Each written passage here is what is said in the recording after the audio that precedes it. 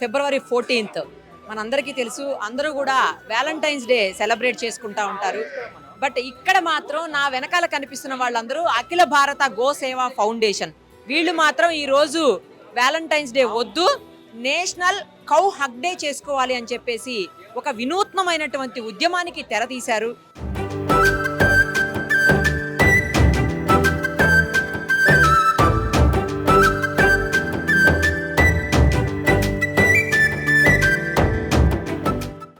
Jewellers తెలంగాణలో మొట్టమొదటి factory outlet మన కొత్తపేటలో ఫిబ్రవరి 14న గొప్ప శుభారంభం. వాళ్ళందరూ ప్రస్తుతం మనతో పాటు ఉన్నారు. ఎందుకు ఇలాంటి డెసిషన్ తీసుకున్నారు, వాళ్ళకి ఎలా అనిపించింది, ఎందుకు అనిపించింది, ఒక్కసారి వాళ్ళ మాటల్లోనే విందాం. ఏమండి ఏంటిది? ఎందుకంటే ప్రేమికుల రోజుకిను కౌ హగ్ డేకి ఎందుకు రిలేషన్ పెట్టారు మీరు? అసలు ఈ రోజునే ఎందుకు చేసుకోవాలనుకుంటే ఇంకో రోజు ఎప్పుడైనా జరుపుకోవచ్చు కదా. మీకేమన్నా ప్రేమికులంటే పడదా ఏంటి? ఎందుకు ఇవాళ? ఈరోజు భారతదేశం మొత్తం కూడా ఒక సంస్కృతి సంప్రదాయాలకు నిలవైన దేశం. విభిన్న మతాలు, విభిన్న కులాలతో, విభిన్న భాషలతో శోభాయమానంగా వర్ధిల్లుతుంది. కానీ ఈరోజు విదేశీయుల సంస్కృతి, పాశ్చాత్య సంస్కృతి, వ్యాలంటైన్ డే రోమ్కు చెందిన ఒక వ్యక్తి ఒక రోజు ప్రేమికుల రోజు చేసుకోవాల్సిన దౌర్భాగ్యము మన భారతదేశంలో ఏంటి? మీరు ఒక్కసారి గుర్తు చేసుకోవాలి. మన కుటుంబ వ్యవస్థ, భార్యాభర్తలు కానీ, అదేవిధంగా అన్నా చెల్లెల ప్రేమ, తల్లి కొడుకుల ప్రేమ, ఇలాంటి ప్రేమలన్నీ ఒక్కరోజుతో కూడుకున్నాయి కాదండి. ఇవి జీవితకాలం కొనసాగే ప్రేమలు. ఈరోజు బాధాకరం ఏంటంటే చిన్న చిన్న పిల్లలు ఒక అట్రాక్షన్కు లోనై తల్లిదండ్రులను మానసిక క్షోభకు గురి చేసి 11-12 వయసులో ఉన్న పిల్లలు ఇలాంటి కార్యక్రమాలు చేస్తున్నారు. వ్యాలంటైన్స్ డే అని చెప్పి వాళ్ళు ఎప్పటి నుంచో ప్లాన్ చేసుకొని ఇంట్లో డబ్బులు తీసుకొని, డబ్బులు జమ చేసుకొని, తల్లిదండ్రుల దగ్గర నయాన్నో డబ్బులు తీసుకొని, దౌర్భాగ్యం ఏంటంటే ఈరోజు గిఫ్టులు ఇచ్చుకొని ఒక మైనారిటీ తీరని యువకులు కూడా ఇలాంటి దానికి చదువుకోకుండా చదువును పక్కన పెట్టి యువత పెడదారి పడుతుంది. ఇలాంటి దౌర్భాగ్యం మన భారతదేశానికి రావద్దని చెప్పి మనందరం కూడా ఈ రోజును కౌ హగ్ డే చేసుకోవాలి. ముఖ్యంగా ఇదే రోజు చూస్ చేసుకోవడానికి కారణం ఏంటంటే పోయిన సంవత్సరము సెంట్రల్ అంటే కేంద్ర నేషనల్ యానిమల్ హస్బెండరీ బోర్డు వారు ఫిబ్రవరి 11వ తారీఖున ఒక ప్రకటన చేయడం జరిగింది. ఫిబ్రవరి 14న మీరు కౌ హగ్ డే చేసుకోమని చెప్పి గో ప్రేమికులకు ఒక ప్రకటన వచ్చింది. సో దాన్ని మేము చాలా సంతోషంగా భావించి ఇప్పటికైనా కేంద్ర ప్రభుత్వం, రాష్ట్ర ప్రభుత్వం గుర్తించిందని అనుకున్నాం. కానీ అది ఒక రోజు తర్వాత ఇమీడియట్లీగా దాన్ని వెనక్కి తీసుకోవడం జరిగింది. దాంతో మేము అందరం బాధపడ్డాం. కానీ అయినా ఏదైతే ప్రభుత్వం చెప్పిందో అదే రోజు కౌ హగ్ డే చేసుకోవాలని చెప్పి అన్ని గో సంఘాలు కూడా ఒక్కటై ఈరోజు గో ప్రేమికుల రోజు జరుపుకుంటున్నాం. ఈరోజు కుటుంబ సభ్యులతో మీ అందరూ కూడా మీ గోశాలకు వెళ్ళినట్టయితే ఇలా ఆవును హగ్ చేసుకొని ఈరోజు ఆవును హగ్ చేసుకున్నట్టయితే మన మానసిక రుగ్మతలు అన్నీ తొలగిపోతాయి. ఇది సైంటిఫిక్గా ప్రూవ్ అయింది. అందుకే ఈరోజు అమెరికా, యూరోప్ లాంటి పాశ్చాత్య దేశాల్లో ఆవులతో అలింగనమని కౌ కడ్లింగ్ పేర్లతోని $100 వసూలు చేస్తున్నారు. అంటే ఒక గోశాలకు వెళ్ళి ఒక ఆవును పట్టుకొని ఆవుతో అరగంట గడిపినట్టయితే $100 వసూలు చేస్తారు. భారతదేశం ఈ గోవులకు పుట్టినిల్లు మన భారతదేశం. ఇలాంటి గోవులను రక్షించుకోవాల్సిన బాధ్యత మనందరిపై ఉంది. మనం ఒక్క రూపాయి కూడా ఖర్చు లేకుండా మన ప్రాంతంలో ఉన్న గోశాలకు వెళ్ళి మీరు కౌ హగ్ డే చేసుకొని గోవులతో మనకు మమేకమైనమంటే, ముఖ్యంగా ఒక సైన్స్కు సంబంధించిన విషయం అండి. ఎప్పుడైతే గోవులతో మనం దగ్గరగా అయినామనుకో, ఇలా గోవుల ఉచ్ఛ్వాస నిశ్వాసాలు తన ముక్కుల నుంచి గాలి వస్తుంది కదా, ఈ ఉచ్ఛ్వాస నిశ్వాసాలు మానవుని ఉచ్ఛ్వాస నిశ్వాసాలకు ఒకసారి దగ్గరైనట్టయితే మన గుండెకు ఒక సంకేతం పంపిస్తుంది. గుండె మన మెదడుకు సంకేతం పంపిస్తుంది. ఏమనంటే హ్యాపీ హార్మోన్స్ రిలీజ్ అవుతాయి. ఎన్ని డిప్రెషన్స్ ఉన్నా, బీపీలు, షుగర్ లాంటి ఎన్నో రోగాలున్నా ఇలా గోశాలకు వెళ్ళి నిజంగా గోవులతో గడిపినట్టయితే ఏ డబ్బులు లేకుండా, మీ అందరికీ తెలుసు ఈరోజు ప్రతి ఇంట్లో చిన్న కుటుంబం నుంచి పెద్ద 10 నుంచి 15,000 రూపాయలు మందులకు పెడుతున్నాం. ఏ మందు అవసరం లేకుండా ఆవుతోనే ఆరోగ్యం, ఆవుతోనే ఐశ్వర్యం, ఆవుతోనే అభివృద్ధి, ఆవుతోనే అన్నీ. కాబట్టి అలాంటి ఆవులను ఇంకొక విషయం, ముఖ్యమైన విషయం మీకు చెప్పాలి ఏంటంటే, ఆవు అనేది ఒక మతానికి చెందింది కాదండి. ఆవు గావో విశ్వస్వమాతర అన్నారు. గోవు హిందువులకు, ముస్లింలకు, క్రిస్టియన్స్లకు ఒకరికి వ్యతిరేకం, ఒకటి ఫారెన్ కాదండి. ఒక గోవు క్రిస్టియన్కైనా, ముస్లింకైనా, హిందువుకైనా ఒకే రకమైన పాలు, పంచగవ్యాలు ఇస్తుంది. సో ఇవి తాగి ప్రతి ఒక్క కుటుంబం కూడా తమ జీవన స్థితిగతులను మెరుగుపరుచుకొని అందరం కూడా బతుకుతున్నాం. కాబట్టి గోవు ఎక్కడికి మతంతో కానీ ఏ పార్టీకి కూడా గోవు సంబంధం లేదు. అన్ని పార్టీల వారికి, అన్ని మతాల వారికి ఈ గోవు సొంతం. అలాంటి గోవును కాపాడాల్సుకునే అవసరం మనందరిపై ఉంది. ఎందుకంటే బాధాకరం ఏంటంటే స్వాతంత్రానికి ముందు 150 కోట్ల గోవులు ఉండేవి, 300 రకాల జాతుల పైగా. అవన్నీ అన్యాక్రాంతం అయిపోయి రోజు 50,000కు పైగా ఆవులను అతి కిరాతకంగా చంపుతూ, దౌర్భాగ్యం ఏంటంటే గోమాంసం ఎగుమతిలో భారతదేశం అనేది ముందుకు వెళ్తున్నది. కొన్ని వేల లక్షల టన్నుల గోమాంసాన్ని విదేశాలకు ఎగుమతి చేస్తున్న దౌర్భాగ్యం మన దేశాన్ని. సంస్కృతి సంప్రదాయాలకు నిలయం మన భారతదేశం. అలాంటి దేశంలో ఇలాంటి దుస్థితి పాలు ఎక్కడైతే గోరక్తం చిందుతుందో అక్కడ పూర్తిగా విపత్తులు సంభవిస్తాయి.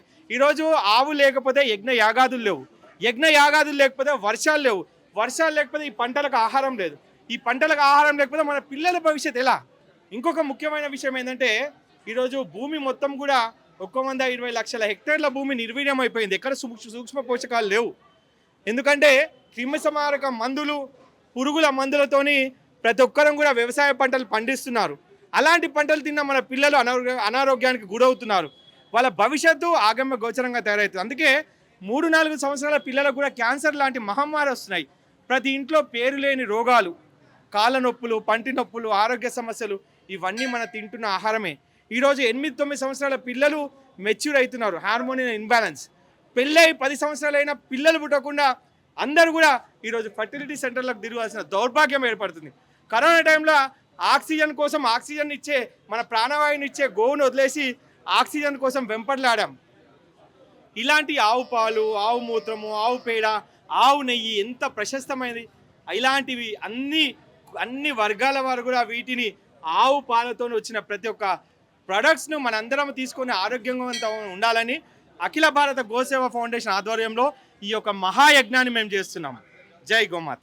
లాస్ట్ ఇయర్ మనకి యానిమల్ వెల్ఫేర్ హస్బెండ్ బోర్డు వాళ్ళు ఒక డిసిజన్ తీసుకున్నారు. ఏంటంటే మనకి వ్యాలంటైన్స్ డే కాదు మనం చేసుకోవాల్సింది, మనకి యానిమల్స్ కూడా మనం ప్రొటెక్ట్ చేయాలి. యానిమల్స్లో మెయిన్గా కౌని మనము ప్రొటెక్ట్ చేయాలి. ఏంటంటే గో సంతతి అనేది మనము కాపాడుకోవాలి. ఆ ఉద్దేశంతో వాళ్ళు ఒక డిక్లరేషన్ చేశారు. ఏంటంటే మనము వ్యాలంటైన్స్ డే రోజు కాకుండా కౌ హక్ డే సెలబ్రేట్ చేసుకోవాలని వాళ్ళు ఒక డిక్లరేషన్ ఇచ్చారండి.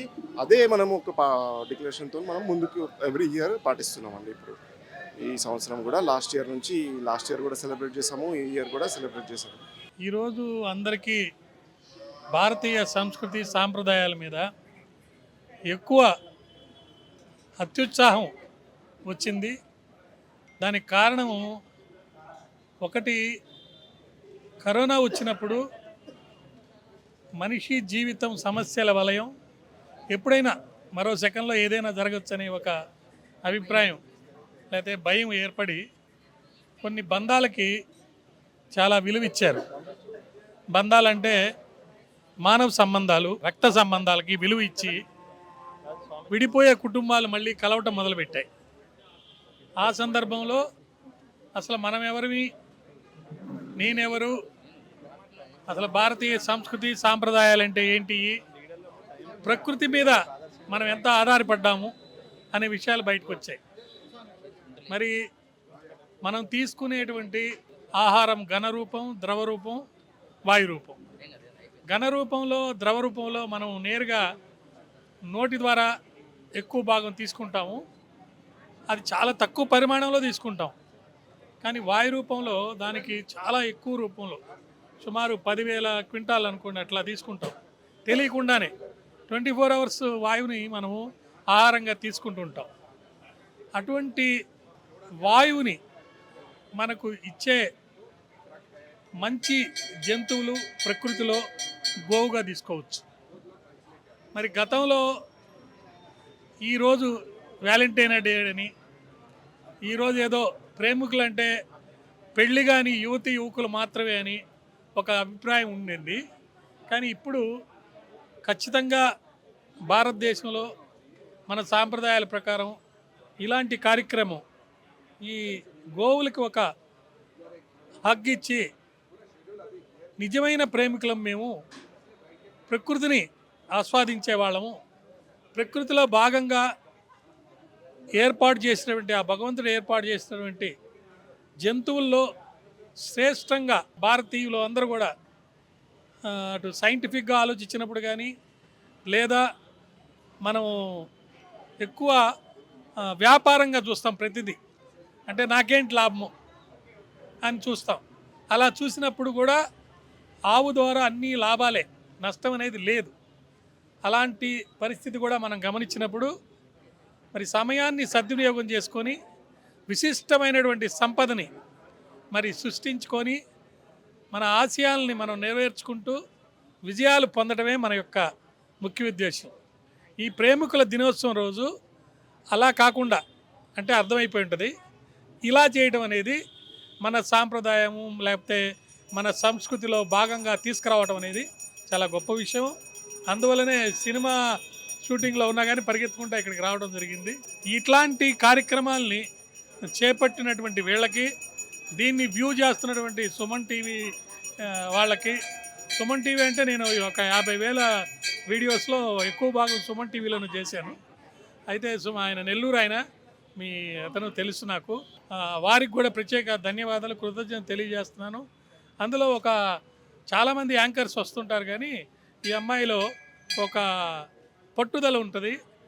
ఏదో కొత్తది చూపించాలని ఖచ్చితంగా దీన్ని ఎక్కువ మందికి తెలియజేసి దీని ద్వారా గోవు యొక్క ప్రాముఖ్యత, అదేవిధంగా ఈ గోవు కోసం పాటుపడేటువంటి బాలకృష్ణ లాంటి వాళ్ళు, మన ఆయన పేరేంటి సంజయ్, ఇంకా ఆయన పేరు సోహాను, ఇటువంటి వాళ్ళు చాలామంది ఈరోజు కుటుంబ సభ్యుల్ని ప్రేమించడం అనేది పక్కన పెట్టి ప్రకృతిలో భాగంగా మనకు వాయువుని అందించేటువంటి అనేక జంతువుల్లో ముఖ్యమైన జంతువునంటే గోవును ప్రేమించటం, తద్వారా మనము నాకేంటి లాభము అనే వాళ్ళందరూ సమాజానికి ఏంటి లాభము, ఆ భగవంతుని ద్వారా మరి ఆశీస్సులు లేకపోతే ఆయురారోగ్య ఐశ్వర్యాలు పొందటానికి మరి ఖచ్చితంగా ఇలాంటి కార్యక్రమాల వల్ల లాభం ఉందని భావిస్తున్నారు. ధన్యవాదాలు.